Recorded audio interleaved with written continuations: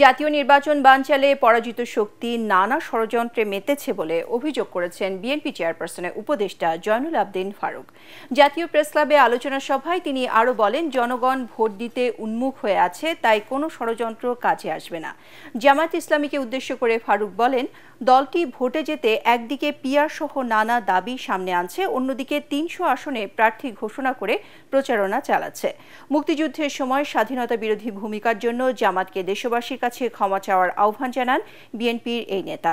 ফারুক বলেন, গেল ১.৫ দশক বিএনপি সহ বিরোধী মতকে নিশ্চিহ্ন করতে রাষ্ট্রীয় মদদে দমন পীড়ন চালিয়েছে পতিত শেখ হাসিনার সরকার।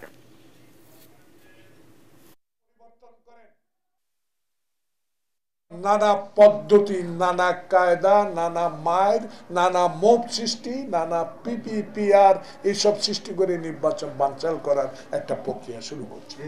একদিকে পিআর না হলে নির্বাচনে যাবো না, আর একদিকে গণভোট না হলে নির্বাচনে যাবো না। ৩০০ প্রার্থী কিন্তু ডিক্লেয়ার করে মসজিদে মসজিদে শুরু করে দিছে,